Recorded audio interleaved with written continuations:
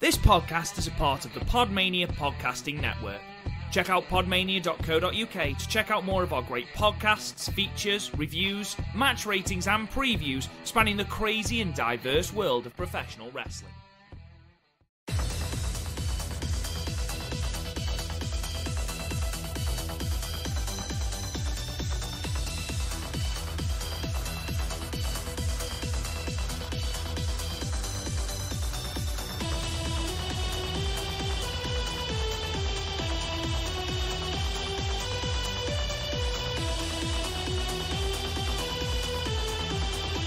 Hello guys, and welcome to the Stardom Cast, your monthly audio source for all things World Wondering Stardom, right here on the Podmania Podcasting Network. I'm your host, Rob Gooden. I'm joined, as ever, by the Stardom Mark himself, Chris O'Brien. Chris, how you doing, buddy?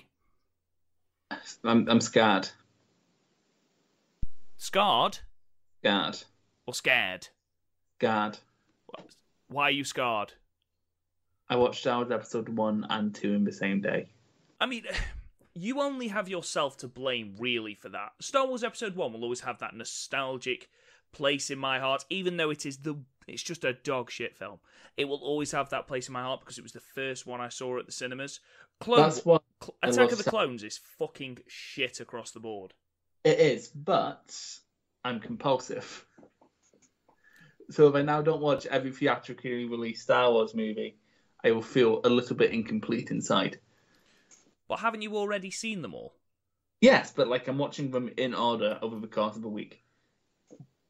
But, and I will stress this again, this is very, very important. You have already seen them all. Yes. So... Hey, we're out the bad part, though. There's episode 3, which I like, and then Clone Wars, which I've only seen once and don't remember anything about. And then we're into the good shit, episode 7, I think is great. Episode 8 is contentious, but I love it. Rogue One, we can all agree, great film. Yeah, very good film. I disagree with you about The Last Jedi, but that's a personal point. And then Rise of the Skywalker is certainly our film.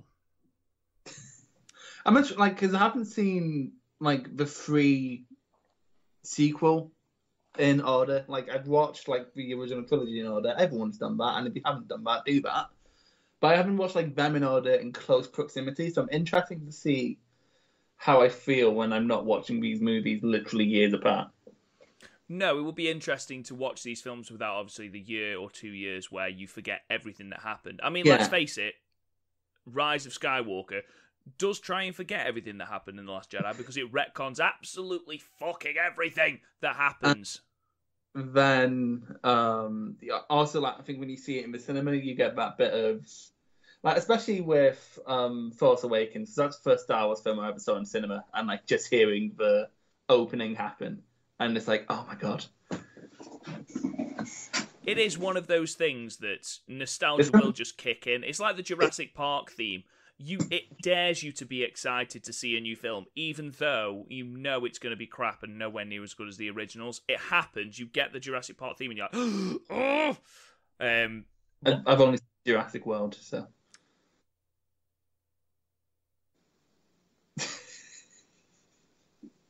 The rage I feel inside. If I was near you right now, I would deliver a Konami kick straight to your fucking ribcage for that. My ex forced me to watch it one day. No, it's not that you've only seen World. It's the fact that you haven't seen the original 3 and that your barometer of everything Jurassic Park includes Chris Pratt. I like Chris Pratt. I like Chris Pratt, but he's no Dennis Quaid. Sam Neill, sorry. Oh my god, they're the same fucking actor. They look the same. He's no Sam Neill. I don't know who those people are. I'm going to have to Google that it is actually Sam Neill in Jurassic Park because I've got a horrible feeling that I'm wrong and I don't want to be wrong. No, it's fine. It's fine. It's fine. 1993 Jurassic Park, Sam Neill. Anyway, we have gone on a slight tangent. Let's bring it screeching back to Stardom. So, first things first, guys, you will notice by the title of this podcast that we are reviewing the first live Stardom show since the Cinderella Tournament, and we'll get into that very, very shortly. But for those who follow the podcast, will know that we were supposed to release a Jungle Kiona retrospective, going back over her feud with Momo Watanabe and Queen's Quest. Unfortunately, we've had to put that back Two reasons, really. The first, obviously, Stardom announced that they will be producing live content again. So, the main focus of this podcast will always be, the live product, the new product, the present product. And secondly, some of the matches that we wanted to watch as context haven't been uploaded to World yet and are very, very difficult to find. So we're going to wait for those to be uploaded to Stardom World, and then once they are, we can release the Jungle Kiona episode. We haven't forgotten about it. It is happening. We're just going to shelve it for now. Chris, anything to add to that? I miss Jungle. And after, I'm not going to lie, part of today, or part of this show, should I say, really did bring a tear to my eye. I realised watching this show that, both my favourites aren't going to be around, at least for a while. So I need to find a new Stardom, which I'm deciding based on what happened on this show. Okay, well, speaking of this show, let's dive straight in. So Stardom is again from the 21st of June from Shinkiba First Ring, drawing 100 people. Obviously, Stardom are more than capable of drawing more people than that, but they announced that they would only be releasing a certain amount of tickets, obviously due to the COVID-19 restrictions, which is absolutely fair. And even with 100 people, Chris, the atmosphere was absolutely fine. I didn't feel the show suffered for that at all. Yeah, we've already had it wasn't social distance, we've already had a limited capacity thing at Hurricane, and that worked fine, apart from when Julia cut a promo. That's just what happens when Julia cuts a promo, so. We started then with the unit promos, and we went through, because it was announced that Stardom is again was very similar to New Year Dash in New Japan. The card was going to be announced right at the start of the show, and even the talent didn't know what the matches were going to be. We went round all of the factions just to get a little bit of an update from them. Couple of notes from this then. We get the first glimpse of X, the new member of Donna Del Mondo, and we'll talk about her later on. We'll talk about her in the main event. I will just say, Chris, before I move on to the other factions, they really are positioning Donna Del Mondo as the main faction, the dominant faction, the main focus in Stardom at the moment. They certainly feel huge. Yeah, well, to be fair, I think Julia was a big snipe for them. From people, she seems to be popular before she even got to Stardom. In the Joshi world, it's like a Kento Miyahara jumped to New Japan, kind of. All Japan. If he jumped to New Japan. Oh, if he jumped. I thought you said the Kento Miyahara jump. I apologise. Carry on. Yeah. So that makes sense. Hiyori's also a great get. She's great. I've actually seen a couple more of the non-Stardom matches now, and I'm looking forward to seeing once you get single programs. And Micah is a good rookie to have in there. So yeah, it's a good step faction, and I can see why they're pushing them to the stars, but also they've been repositioned into this the chaotic neutral role that TCS kind of filled, because TCS are gonna be on the back burner for obvious reasons. So it kind of makes sense. Yeah, I can see that. Right now is what I'm saying. Don't forget though. Okay, I can see what you mean about the chaotic normal for Donna Del Mondo. I think in the main event you can see that they're sort of aligning themselves as de facto heels, behind Oida Tai, going for the mask and things like that. They felt imperious, they felt huge, and Julia, who, anyone who's listened to this podcast will know, I certainly wasn't very hot on, and I know Chris still isn't. I'm coming round to her now. She felt like a big deal in that main event, and here the entire unit felt really, really big. Couple more notes then. Oida Tai, it was just the three of them, Saki Kashima, Natsuko Tora, and Natsuko Sumiya, and they just moaned that there wasn't any chairs and then walked off, which was fucking brilliant. I really enjoyed that. Sumiya just looked round and went, "Why are there no chairs?" And Tora just walked off. It reminds me. Do you remember in last year's G1 where after every match, when Jay White would go back for a post-match interview, there wouldn't be a chair and they'd be shouting about the lack of chair? And then the one time a young boy got him a chair, he didn't sit in the chair. Brilliant. We then cut round to Tokyo Cyber Squads, led by Konami. There's no Jungle Kiona, and we'll find out why, obviously, later on. She's with Ruaka and Rina. Death and Rina. And they just ask if Hannah's watching and say they're going to try the best. Again, our thoughts go out to everyone in Stardom regarding Hannah's death and her unit, because it must be awful for Jungle, Konami, Death, Ruaka, Rina, those people that knew her best. It must be horrendous, especially going back into the ring. And we saw so many touching tributes throughout this show. It must be horrendous for these people. Yeah.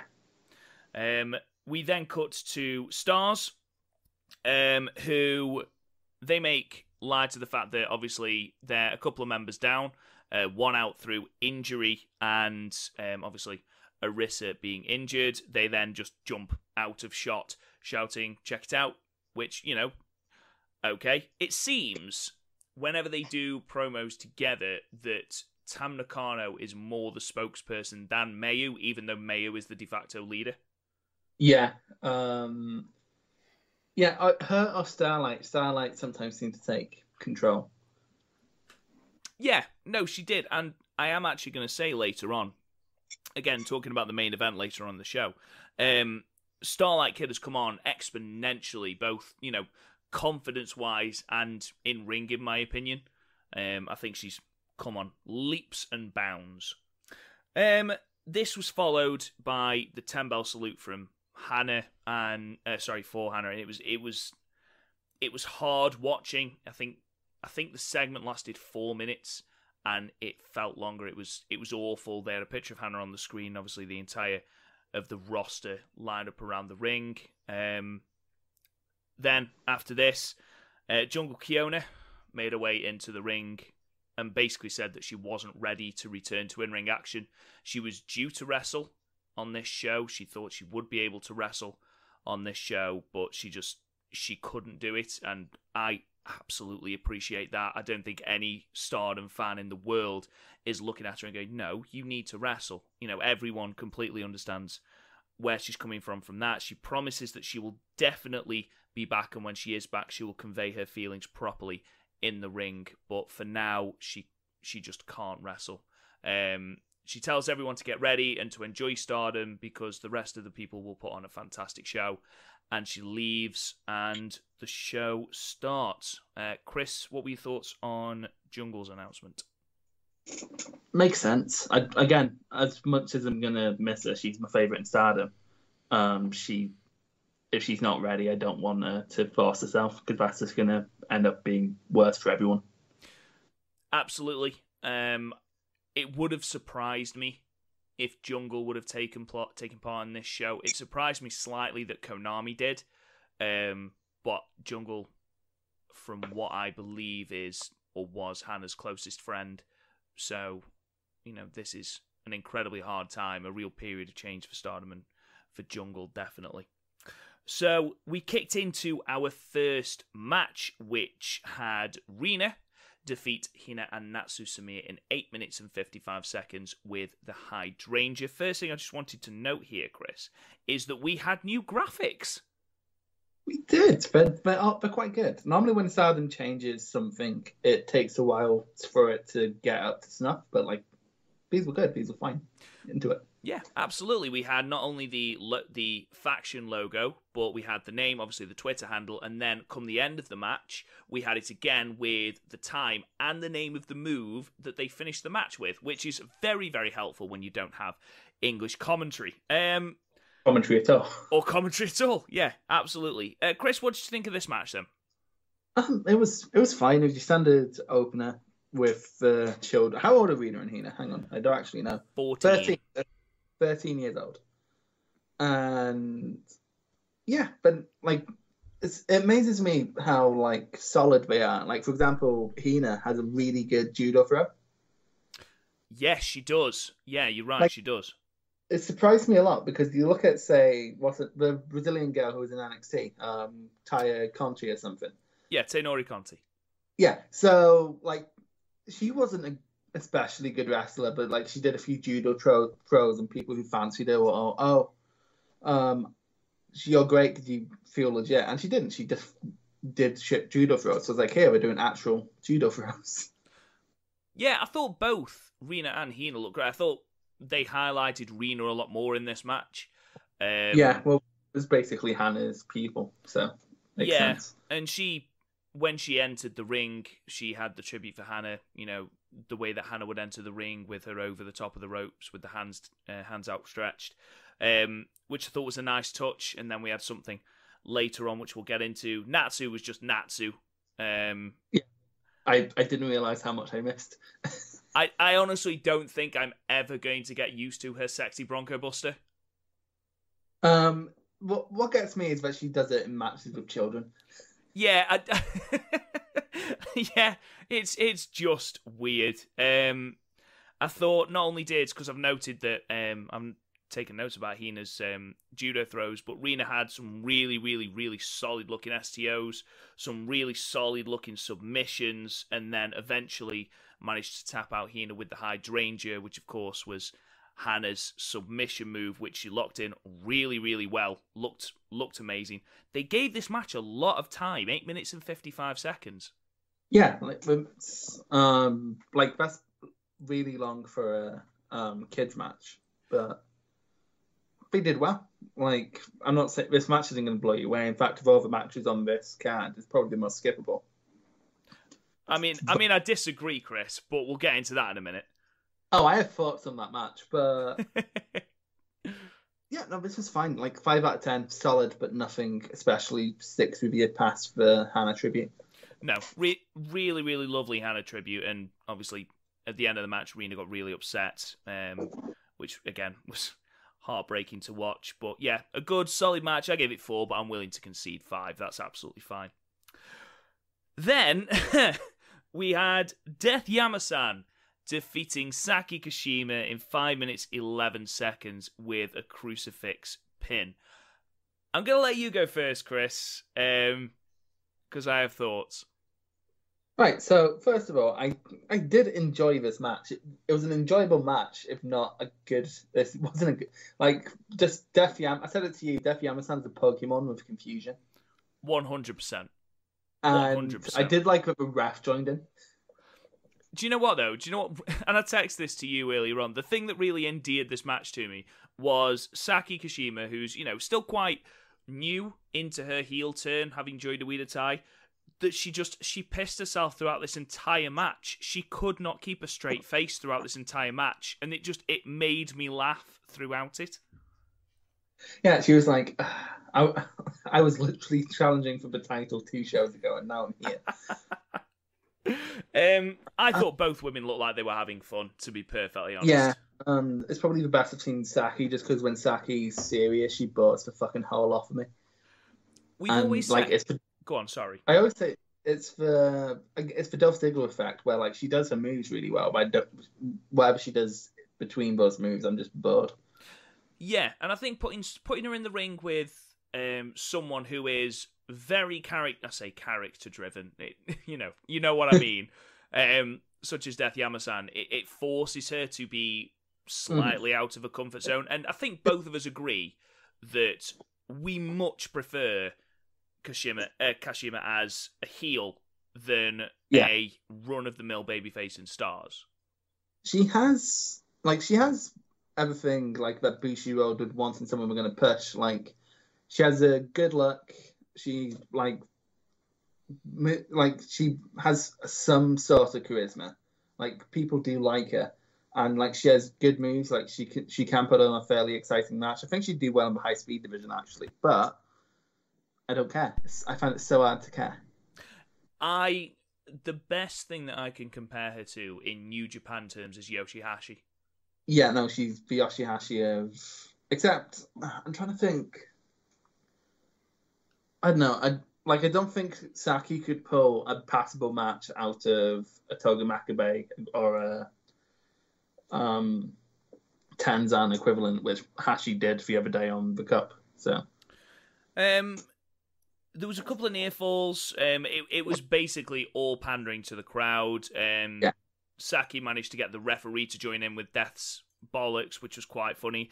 Death, honestly, I don't like the character at all, but I cannot help but laugh. You know, when she's hanging through the ropes and she getting the shit beaten out of her and she's emoting through her rock hands and you can tell how she feels, because if she's sad, the rock hands are slow, but if she's happy, the rock hands are going. And I hate it, but I can't stop laughing at it. And then we got Saki joining in with Death, and you know, every time Saki was shouting to the crowd, you got Death mocking her by just shouting the word death after everything she said. When we got into the actual moves, we had a dangerous fucking Tiger Driver attempt. Wasn't great, was it? It was very, very botched. I was like, oh my god, we've killed Death Yama-san. But thankfully, everything was okay. Death... Great. Say again? The ending was creative. I really liked that. Death blocking a My Emblem and then covering it for the Crucifix pin for the win. Now, this is where I imagine we're going to differ, because what did you give this out of 10? 3. Okay, we're not going to disagree too much. I give it a 2. And that might seem really, really low, especially as I quite enjoyed this match. But all of the wrestling took place either in the corners or at the ropes, you know, trying to get the crowd involved, which is fine, you know, that has its place. But if we're judging it purely on the wrestling in ring, there wasn't a lot of it to start with. This match only lasted 5 minutes. There was that really botchy-looking Tiger Driver, and that was basically it. I don't think we can really give it much higher, Chris. Yeah, no, it was a bit of a shit match with a cool creative ending. So yeah, I'm gonna put my foot down and give it 2. I'll be honest. I'm gonna be that dickhead. You only ever seem to put your foot down when it's a negative rating, but when it's a positive rating. Yeah, I do. You're right. When it's a positive rating, I tend to concede just because I like being positive, Chris. We then get our third match, a singles match, which saw Konami defeat Natsuko Tora by disqualification in 9 minutes and 25 seconds. Chris, opinion? I really enjoyed this match. Like, the back and forth was better than I expected. I'm starting to see Tora's worth now, where she's just sort of a bruiser, like a Kevin Owens, Samoa Joe type. Yeah. I'm like, it's funny because like she's very clearly not all there in her head, and I think that sort of helps. Like, she doesn't look like she wants to be there. No, she's very no nonsense. She looks like she goes home, listens to the Pixies, and cries. Hey, the Pixies are great. The Pixies are great, to be fair. And it's weird because we weren't popular at the time. It's almost like we wrote this song and been like, "You're not gonna like this, but your kids are gonna fucking love this." Anyway, and then Konami's Konami. Like, I love Konami because she's very clearly can take actual like learnings from like grappling arts and sheet fighting and incorporates it into her in-ring work. Like, she sets trap like an MMA fights would and stuff like that. And like, she throws kicks like she's actually trying to hurt someone, and I think it's really good. Makes it dangerous. I wouldn't mind if she got a title shot. Actually, I haven't minded in the past when she got a title shot. But also, did we have to hang her? Yeah, it was. It's a weirder time, man. It's gonna happen. I do like that though, because like they kind of Odatai sort of became a bit funny. Like, you know, like Natsu and Sesh and Moth and Kagetsu got a bit too cute for their own good. And then so like this sort of solidifies Natsuko Tora as, I don't give a fuck, you're gonna die now.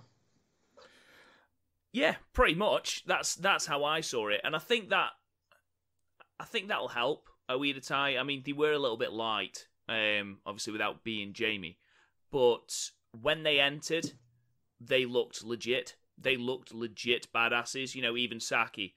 You know, they looked the business when they stood on the ramp. Natsu had a fucking match in the beginning of the night where she was sexually assaulting children, and she looked like a badass. Konami obviously entered, had a moment of silent prayer for Hannah, and then she seemed to be more aggressive in this match than I've seen her. Those kicks to Tora when Tora was wrapped up in the ropes, they echoed. They were fucking stiff as fuck. Yeah, got a bit uncomfortable. It did a little bit. We then got a ref bump. Tora puts the chain on Konami and Frog splashed onto it. I don't know how much added pain that would give Konami. Surely that would just hurt Tora more. But the ref refuses to count it because the chain's been used, and then we get the aforementioned hanging spot. Chris, what did you give it? High 6, low 7. Okay, I gave it a high 6 because ultimately, I think Tora benefited from the Cinderella tournament, having that run through it, the legitimate heel, that person that you have to beat, that dominant heel. And here she carried that on. I think we are going to see a Tora title shot sooner rather than later, I imagine. Challenging Arisa at No People Game. Yeah, but I imagine she is going to get a red belt title shot sooner rather than later, is what I mean. Yeah, well, May is a natural babyface and Tora's a natural heel. So, to be fair, I think that would be good. I think in sort of the same way as... I'm trying to think of an example in New Japan. But, it's not going to be the best match, but, the fact that there's such a natural obstacle makes it compelling. Well, I've got an example in the main event of Mayu working with someone who is not slow. That's unfair, but obviously a slower person when she was working with Maker in the main event, and Mayu is obviously considerably quicker. And there were some exchanges there that looked absolutely beautiful. So that disparity between the two could work very well. It definitely wouldn't be beautiful. I mean, if Natsuko Tora, she just hung Konami, but... Yeah, okay, fair enough. I imagine it will be a better match than we anticipate, is what I mean. Yeah, as we never really see her in the context of a big title match. She's normally just being a bruiser. So. Yeah, absolutely. Have you got seagulls by you? I live on the coast. Yeah, sorry, my window's open. I didn't know you lived on the coast. Sorry, I just heard the seagulls. Seagulls making a run in there.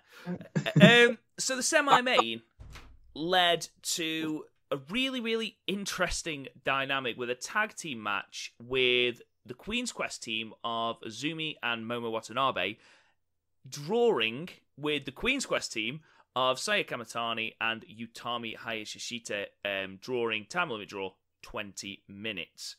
Chris, opinion? First of all, Utami and Saya's new gear. In Saya's case, the new gear was definitely needed because what the fuck was her old gear? It wasn't that.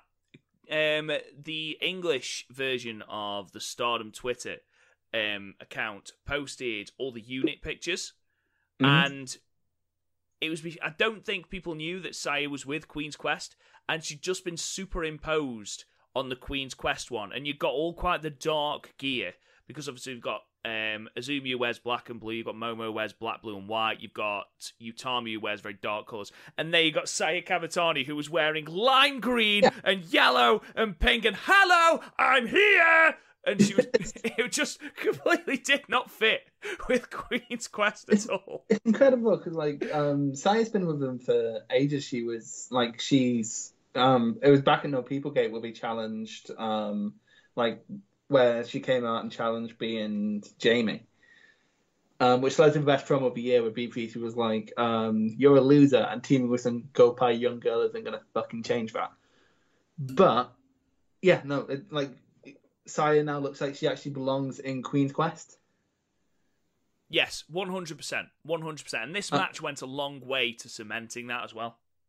Yeah. Also, Utami's new gear, I'm not quite sure how to feel about it because I liked her old gear. I think it's an upgrade. I'm not sure if it's an upgrade. I feel like it's more of a sidestep than an upgrade. For example, it's like when Okada started wearing the trousers. I don't think it caused that much outrage. I mean, no, but less people watch this. You're putting less people watching it just because of the gear, are you? No, not just because of the gear.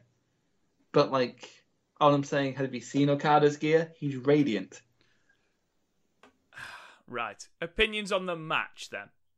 Oh, this is great. I loved Azumi bouncing off of Utami. like I'll always be here for that. Like this started sort of like the exhibition match you'd expect it to be, and then near the end, Momo and Utami especially were just destroying each other, and Azumi and Saya just basically existed to break up pins. It was like the dynamic between in the Stan Hansen Terry Gordy versus Tenryu and Kawada match that we did on the Classic. Okay, yeah, I agree with you on that. To be honest, this match, going into it, you got three very, very established stars. And I know that Utami's only been wrestling for 2 years, but she feels like a more established star.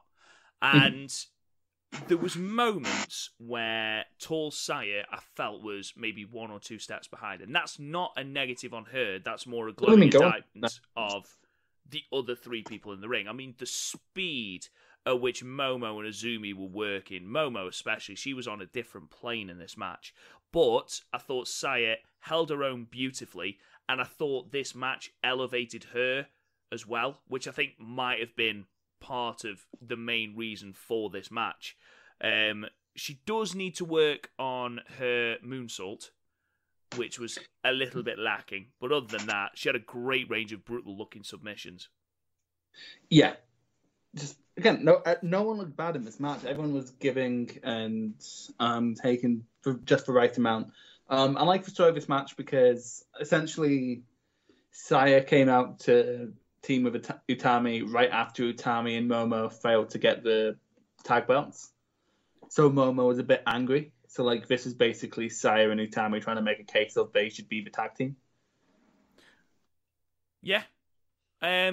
I think if we were to have any combination of these 4 ladies as tag team challengers, and I think we are probably going to get a variation of this as tag team challengers very, very shortly, I'd be happy to see any, and that includes Saya as well, because I thought, despite the fact that, she's not quite at the level of a Momo yet, very, very few are. So, she kept up well, and there was good chemistry between them all as well. I thought the exchanges between Momo and Utami, oh my god, it just looked so fucking good. Yeah. I love, like, in terms of a tag team, I love the dynamic of the high flyer with the big bruiser, which is what Saya and Utami are. Yeah, I agree. I thought Utami really, really powerful. It looks like she's put on quite a lot of muscle. So she looks like a real bruiser now. I think part of that is there's less of her attire. So, like, she looks bigger by comparison. What? Really?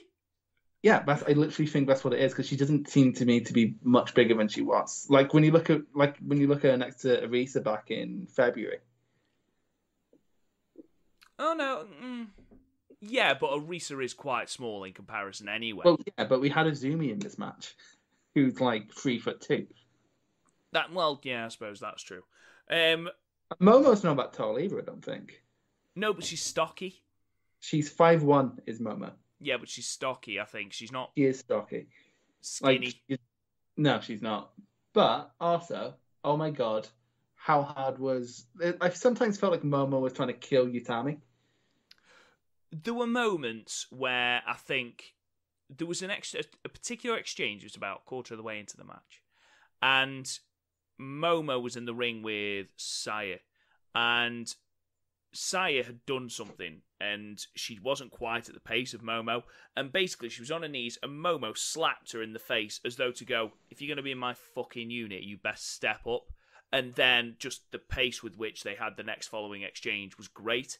And she was like that with Utami as well. There was one moment when Utami was sat in the corner and Momo ran at her. And it was like, oh my god, oh my god, oh my god, oh my god! Because she's like, she is actually going to fucking kill her. It did get really worrying. It did. Saya managed to just break up A Peach Sunrise, which ultimately led to the match being called a time limit draw. I loved this match. I loved the energy it was fought with. I loved the chemistry that all 4 women have. I loved the team of Azumi and Momo, and I thought Saya was the main beneficiary of this match. She really was elevated by being in the ring with these, and I look forward to seeing what she does later on. What did you give this? I gave it an 8. Loved it. Yeah, same here. I honestly thought it was great. Is it Stardom tag match of the... No, it's not, because the Jungle / Momo versus Kagetsu and May, which is probably my... Oh, wait, no, the AEW. Probably my favorite Japanese tag match of the... Oh, Violent Giants. It was a really good tag match. Just hearing the sort of the things in your head go down then was brilliant. Yeah, my favorite tag match. My favorite Japanese tag match. It was a good tag match. We then get to the main event, which was the Stars team of Mayu Iwatani, Saya Iida, Starlight Kid, and Tam Nakano being defeated by the Donna Del Mondo team of Julia, Maika, Shiori, and their new member, Himeka, the Jumbo Princess. She is massive. She is... I mean, she did open with Saya Iida, which, sort of emphasised that, but yeah, she is absolutely enormous. 5'7", so she's I'm pretty sure that's taller than Gav. Well, I'm 6'1", so yeah, she's not too far away from me. He's about as tall as my brother, actually. She looked enormous. She looked really, really imposing. I mean, her nickname is the Jumbo Princess, which gives you some indication of just how big the girl is. But we don't have we don't have that monster heel. Like, Julia's big, but in terms of build, is more like a Kevin Nash type thing. And people like Jumbo and Utami and Tora are bruisers, but they're not giants. No, not at all. And I think Himeka brings something completely different to the Donna Del Mondo stable and to the Stardom roster, to be perfectly honest. How it's weird how versatile it is. Because Donna Del Mondo is sort of the LIJ, where you have the fan favorite leader and then a mismatch curated bunch. If this stable feels like Julia handpicked them, because in storyline she did, but. Well, yeah, because all three of them are freelancers. Because Himeka, she's wrestled from everywhere from Pro Wrestling Wave to Ice Ribbon to Marvelous to Seedling to AGZ Act. I don't know how to say that promotion, but she's wrestled there. I've written it down. I can't read my own writing. But she's wrestled everywhere. And obviously the two, Shiori and Maika, were brought in earlier on. And they were both freelancers as well. So yeah, it does. It feels like she selected them. They fit very well. They had good chemistry here, especially considering it was Himeka's first match. And yeah, I think she's got good things in store for her. I look forward to an inevitable match between her and Jamie Hayter. Oh my god. That's yeah, gonna be nasty. That is. And especially as she can actually challenge for the SWA Championship. Yeah, Donna Del Mondo actually has a lot. I'm looking forward to seeing what Shiori does with people. There was a tag match at one of the last Gorokins before he went into lockdown, where her and Momo had an exchange, and they did the Ishii Shibata thing, where they'd sit down and invite each other to kick their back. I must admit, of everyone on Donna Del Mondo's team, obviously I've already said that Julia, has grown on me. Shiori is absolutely amazing. She is great. Apart, your only problem with her seems to be that she's too loud. Well, actually, I've written in my notes that she wasn't too bad in this. It seems that Julia was channeling her inner Shiori, because Julia was louder. I thought Shiori was okay today. Didn't bother me today as much as it bothered me in the Cinderella Tournament. Oh, it really bothered you with Cinderella. We spent so much time when you go, she's so loud. It was, yeah. It started to take away from how good she was doing in the ring, because it was just shut up.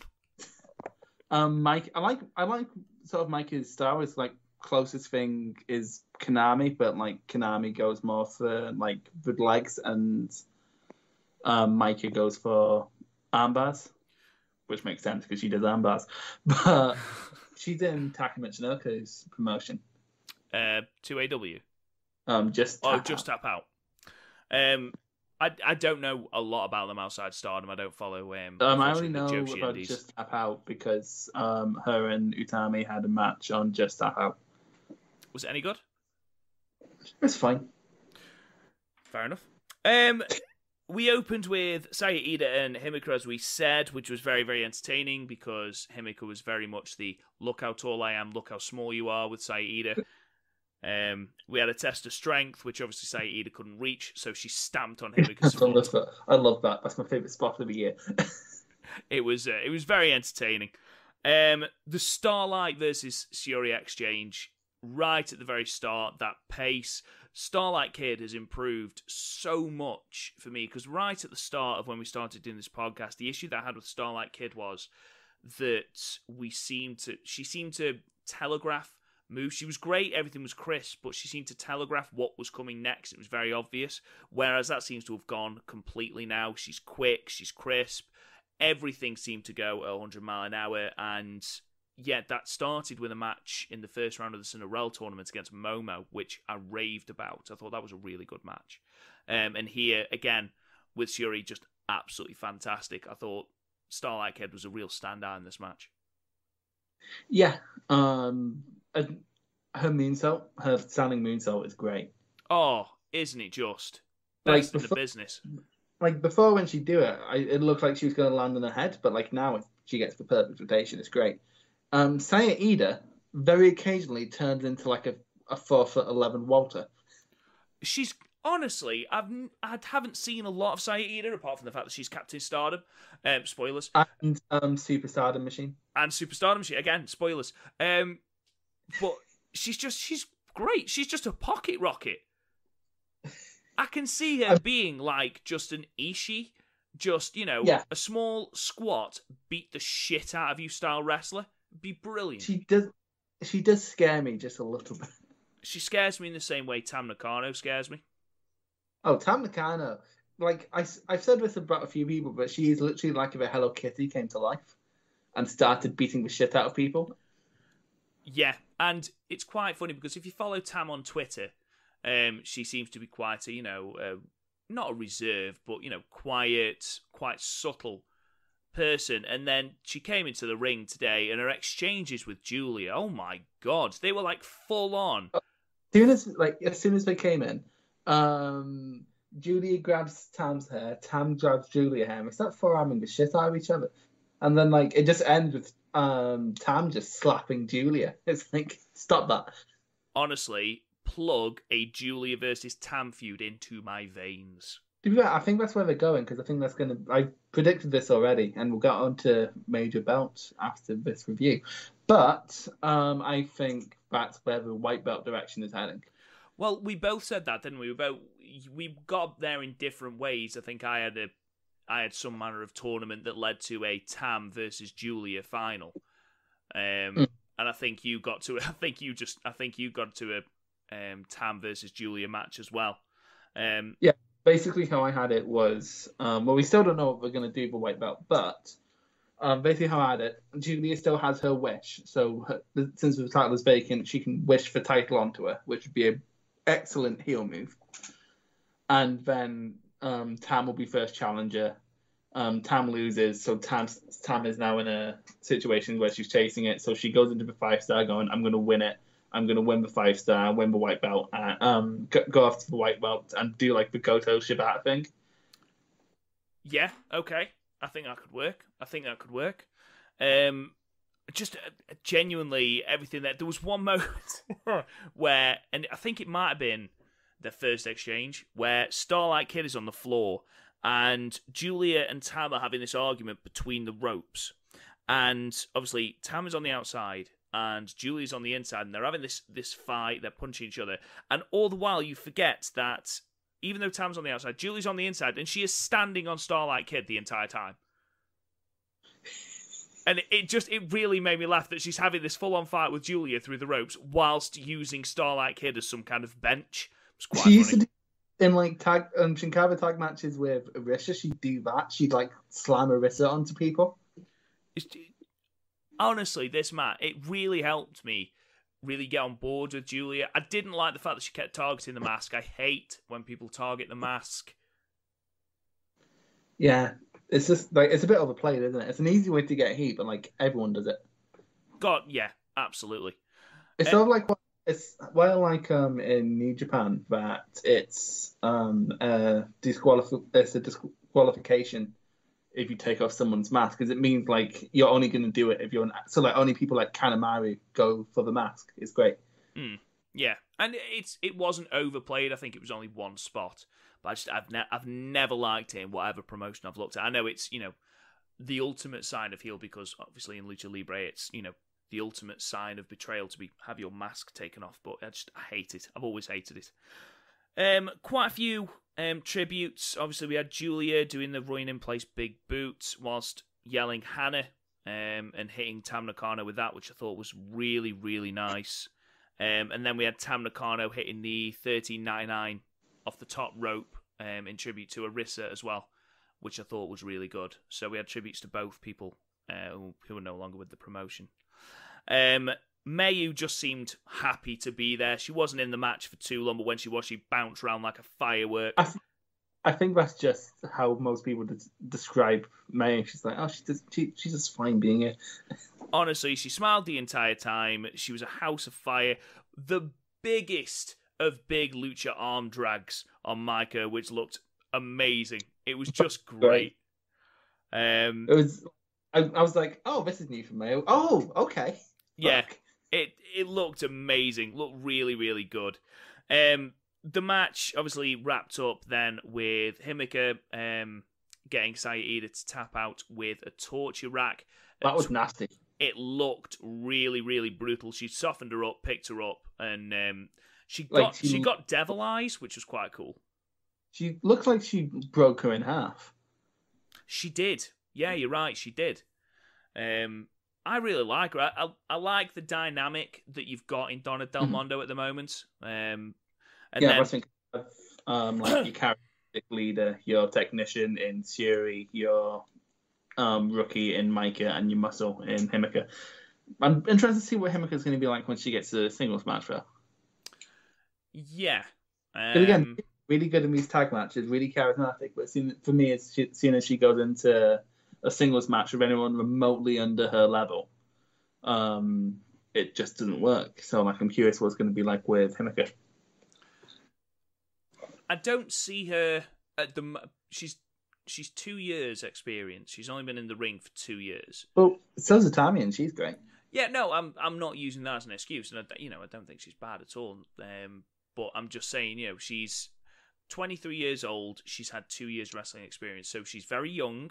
She's got a lot of time to grow as a wrestler. I think at the moment I see it as not lower mid card, but that mid card monster.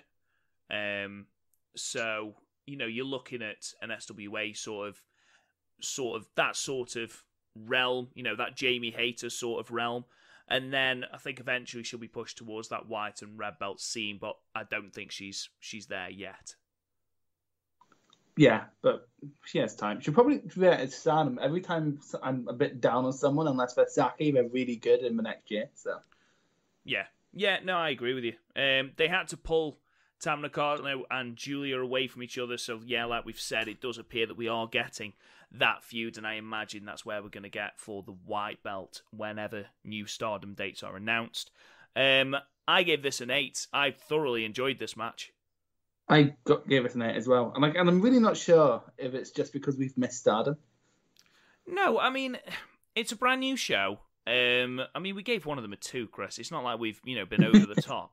I just think that the Queen's Quest match was a legitimately good wrestling match, wrestled at a fantastic pace between some really, really good wrestlers. In my opinion, it was match of the night. I don't think you can argue that. I think anyone that watched it has said it was a great match. It's top 10 Stardom matches of the year for me. Yeah, absolutely. And I think the main event, though it probably wasn't on par with the semi-main in wrestling stakes, it set up stories, it got people over. There wasn't any dead space, even though it went 23 minutes. Everything flowed very well, and there was good storyline advancement in it, and it reset a lot of things. So yeah, I can't see why we'd be overrating it. I think we've rated it perfectly finely. Which is absolutely a word. Finally is a word. I've picked my two new Stardom favourites since my old Stardom favourites aren't here right now. Okay. Please go ahead. So it's Utami to replace the Bruiser. Makes sense. Also, I'm going to throw in Def Yamasan just to annoy you. That does annoy me, right? Carry on. And then Tam, because... Yeah. It's a bit... I don't want to say May, because, like, you pick May, and quite frankly, I think that's a basic bitch move, but... It's like saying, my favourite's Okada. Fuck off. Wow. Unnecessary. So, overall, Chris, if I was to ask you to give this show a rating out of 10, what would you give it? Well, I think 2 out of 10's at the end. That's more than you get from a takeover nowadays. So, 6 or 7 out of 10, because there wasn't a ton of stakes here. No, I'm going to give it a 7. I think you're right, you can skip the first 3 matches, to be perfectly honest. You only need to watch the semi-main and main event. I think there is enough here storyline-wise to warrant a 7. I don't think there's anything that would drag it up to an 8. Konami versus Tora is a good match, but nothing blow away. And then Death Yamasan versus Saki is funny, but if you're looking for flat-out wrestling, that is not the match you go to. You're telling me that Death Yamasan couldn't shoot with the best of them? Well, it's funny you should mention that, actually, Chris, because we're going to go into something now, and I've got Death Yamasan ending with the red belt, so... Do you? No, absolutely fucking not. Of course I don't. It's funny, but Death Yamasan has an 8 out of 10 rating on Cage Match. I imagine that was before the Death Yamasan gimmick, though. Well, okay, so you look at ratings by year. It's 6 out of 10 in 2013, but then it's 9 out of 10 in 2014, 8 out of 10 in 2015, 10 out of 10 in 2018. What the fuck was she doing in 2018? Well, she hasn't been Death Yamasan for that long, though, has she? No, she only became Death Yamasan last year. Well, there you go. It's probably. I imagine, unfortunately, this gimmick is probably going to drag her overall rating down. But there you go. So she was doing a lot in 2018. Wow. Sorry, continue. No, it's all right. Big Japan. Was she doing death matches? Sorry. Death Yamasan's been in death matches. Well, she's been in Big Japan. I don't know if it was death matches, but she's also been in FMW, who basically exclusively did death matches. Haven't we looked at this before, though? And she is deceptively old. Isn't she like 40? She's 39, yeah. Wrestle 1 as well. She's been there. Kaientai. She's been all over the place. Outrise Girls, Pure J. Literally everywhere. Oh, mate, she's wrestled in New Japan. Really? Yeah, in 2002, she wrestled for New Japan. Wow. Pro Wrestling Eve in Britain. So, Sendai Girls, DDT. She's wrestled everywhere. There you go. Who knew? Anyway, so on the 26th of June, the Stardom cast got tagged in something by @ShutUpWilf, which was very, very simple. Picture the red belt and book the red belt to January 4th, 2021. Now, at the moment, as it stands, we're recording this on the 28th of June, there have been no further Stardom dates announced. I hope that they are round the corner. Obviously, I know that with everything that's gone on, Stardom is still in a period of great change. We'll see as to whether new dates come out. But again, at the time of recording, nothing been announced here. However, I've got quite a few ideas, but looking at the thread that Wilf put up, there is Ken, who is @DisgrunScholar. If you want to go and follow him, he did a full 7-page rundown of what he would do, and it's in detail. It's a really, really good rundown of how he would book it, and I actively encourage you to check it out. Nag Driver did one as well. There's some really, really good booking ideas. There's some very talented Stardom bookers in that thread, so please go and check that out @ShutUpWilf. It's also in our thread as well. But Chris, obviously, with that show we've just reviewed, only been 6 matches. I wanted to challenge you. Basically, me and Chris have come up with from here to January 4th, 2021 for the red belt, and we're both going to give you our rundowns, and we'll see whose is better, because we're nothing if not wildly, wildly competitive. So, Chris, only because whenever you go first, I tend to steal bits of your ideas. So, I'm going to go first, if that's all right. It's all right. I'm sick of you stealing my fucking amazing booking decisions. Well, let's be honest. Out of our New Japan Cup booking, mine's just gone completely out the fucking window, hasn't it? So Suzuki's going to win. Suzuki's out. Suzuki out in the first round. And then you have Ibushi facing Taichi, and let's be real, John. Let's be real, Rob. Who the fuck is John? He's my friend, and I don't know why I said John. To be real, Rob, Taichi is going to beat that Jobber Ibushi, and then take the tag team championships off of the Jobber and the Old Man just to make the Old Man cry before he dies. So wow, there you go. Strong words. Like what things out of me. Right, so nothing again date-wise has been announced, so I'm going to take some liberties here. So bear with me. So I'm just going to go from Korakuen to Korakuen. I am going to change one of them though, very, very quickly. No, I'm not. I'm going to stick with it. Right, so we start in July next month, obviously, their Korakuen show, and Mayu defends against Natsuko Tora, and defeats Natsuko Tora. Another defense for Mayu. We head into August, and Utami is the next challenger. Utami puts up a really, really big fight, takes Mayu to her absolute limit, but ultimately Mayu wins, heading into the 5-star Grand Prix in September. Now, this is where I might need to talk out loud as I'm booking it because I can't read my own notes. So, some things to note about the 5-star. In one block, you have got Mayu, Jungle, and Utami. And then in the other block, you have got Konami, Momo, Sayori, and then filled out with all other members of the roster. So, Mayu takes defeats to Jungle Kiona and to Utami in her block, whilst the other block is won by Momo, who is only defeated by Konami. So we have our 5-star final with red block winner Jungle Kiona and blue block winner Momo Watanabe. So that is the 5-star heading into October. The first thing I want to note is that a lot of people have got Jungle to win the 5-star. I think that's great. I hope that does happen.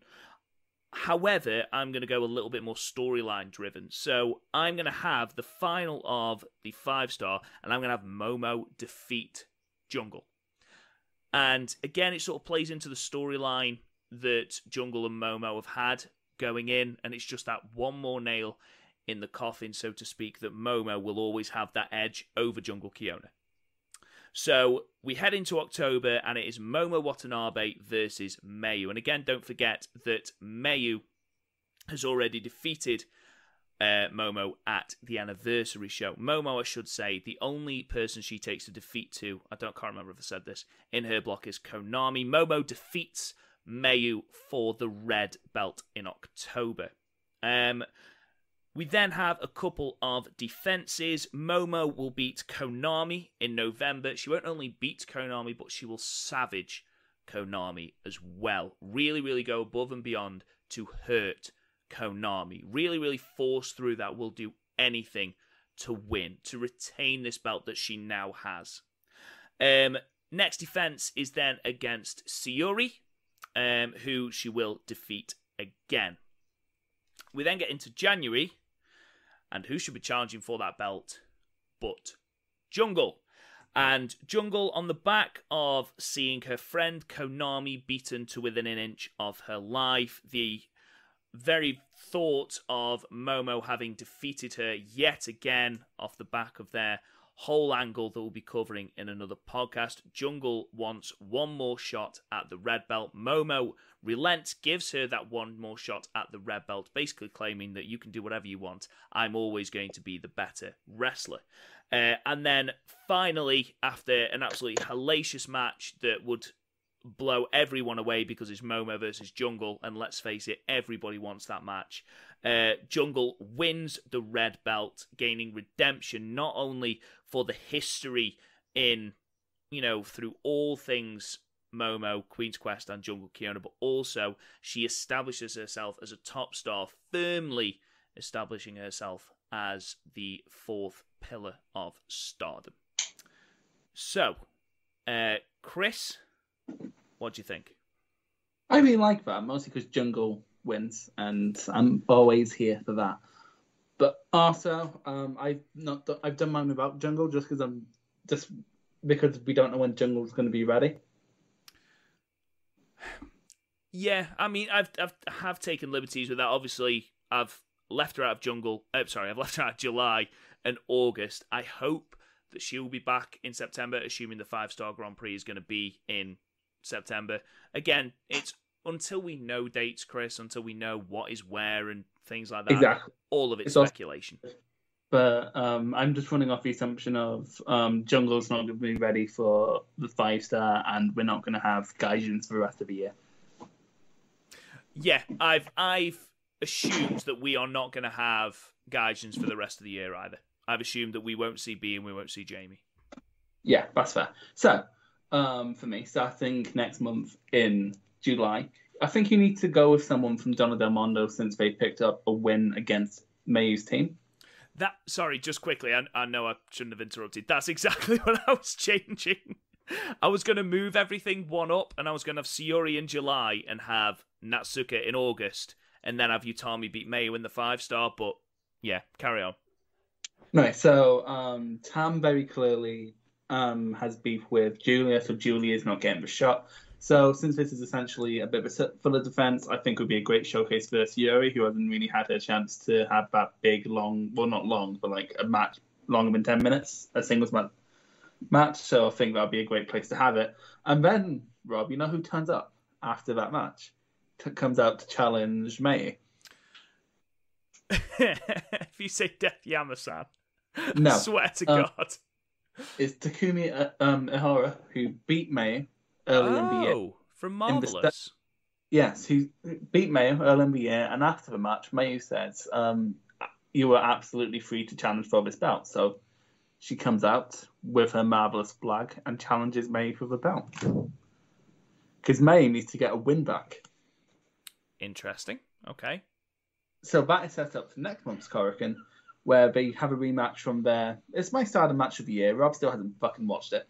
And May will win. Barely. This will play going forward. Now, going into September and 5-star, this is where it gets a bit weird for me, because I am saying only one person's going to beat May, and that's Julia. So, just to clarify, you think that Tam will take the white belt and Julia will then be free to challenge for the red belt? See, not quite. So what's going to happen? Julia, with the white belt, she's going to be the only person to defeat Mayu, go undefeated for the rest of her block. Draws keep Mayu out of the finals, and the finals is Tam versus Julia. Ooh, okay. Tam beats Julia. So not only is she setting herself up for a championship match whenever she wants, she's also beating the person she wants to challenge. Now, she's not going to challenge for a couple of months because Julia, who as the only person who beat the champion in the 5-star, is going to challenge May and say, I want to take both belts. Okay. So, Julia wins that match. Okay. Because I want to establish Julia as a piece of shit heel. It makes sense for Julia to take the red belt at some point, probably sooner rather than later. So she'll be the first person since, I believe, Mayu. It would be either Mayu or Kairi, I think, holding both belts. Mayu's the only person to have done it. Okay, so it'll be the first person since Mayu to do it. Her white belt is on the line. She didn't have anything to lose. And so Tam comes out and challenges for the white belt. She wants that for Arisa. Takes that off her, and now Julie's the champion. But the white belt defense doesn't happen on a Korakuen. It happens in Osaka. Okay. Okay, so that'd be us on October there. So in the November defense, on the undercard, Mayu and Ihara have their last match, which Mayu wins a bit more handily. Okay. with the running D, which is the horror's move, which Mayu was trying to use on her in the match before. So Mayu wins, just to keep her stock going. And in the upper card, Konami gets a shot. Makes sense.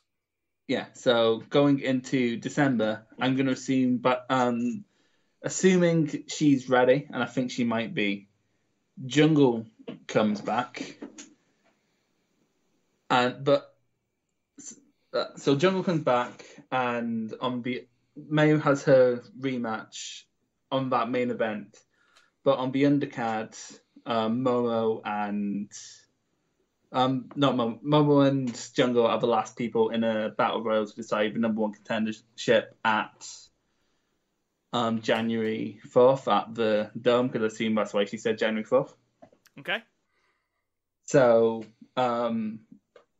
the Jungle finally overcomes Momo in this battle royal. It's still in the back of everyone's mind that Momo can't beat. That Momo is still better, but Jungle has beaten her. So going into the Dome, it's Julia versus Jungle, because they don't need to worry about drawing, and that's putting a good foot forward is probably the best match from the 5-star, well, from 5-star, from the Cinderella. And B is a nice bit of symmetry because Julia was Hannah's partner at the Dome last year. Yeah, I agree with you. That's lovely. Either way, Jungle wins. So if we both got Jungle to win it ultimately. Yeah, because Jungle's great, and I'm not gonna lie, most of my booking was based around me wanting 2 more May versus Ahura matches. I'd be totally down for that. I'm not gonna lie. So, well, you need the first one before saying. I will. Don't worry. So, just to clarify, then, Julia, you have got taking the white belt. Julia took the white belt, but then Tam beat her for the white belt. Okay, so I'm going to go with Julia to take the white belt as well. That's why she doesn't figure too much into my plans. I think there will be an entire arc where Julia is basically completely unbeatable. Tam will eventually take the white belt off her, and then Julia will ascend to the red belt and will take the red belt and again be very, very dominant. I think we are going to see Shiori as sort of, for lack of a better phrase, that Sonada who is capable of challenging at the main event and the white belt level. I don't think Micah's there yet, but I imagine that's only a matter of time. So let's say for a moment that B and Jamie, don't figure for the rest of the year because of travel restrictions. Which of course means no Session Moth, no Zoe Lucas, no Bobby Taylor, none of the fringe members of factions. Obviously, that means that we are very, very limited in a Goddesses of Stardom Tag League, and presumably what will happen is the titles will be held vacant, and the belts will be the prize at the end of the Goddesses of Stardom Tag League. That's what I would assume. I think it might be a case of only one block this year. I agree, unless they do freelancers. Yeah. But to be fair, there's an even amount in each faction apart from Stars, I believe. Oh, TCS. Jungle might be back. But yeah, I reckon either Konami and Jungle win that if Jungle's ready, or Donna Del Mondo. Because I think it would be nice to have all the belts on this faction you're trying to establish. Because you look like earlier in the year and Stars held everything. So I'm going to disagree with you because I've got a little story going through. And so in my story, obviously, in December, Momo is the red belt holder. She still entered into the Goddesses of Stardom Tag League, but she teams with Tall Saya. The final, Utami and Azumi beat Momo and Tall Saya. Utami and Azumi then beat I can't remember who else I had in the final. Shiori and Micah in the final of the tag league to become the new tag champions. Utami having pinned Momo. There's a little seed there over who is the leader of Queen's Quest, and I think that's a story you can take going forward. Yeah, that's pretty good. God, we're good at this, Chris. God, Yeah. we're good at this. Iris, Dad. Why haven't they hired us yet? Yeah, God.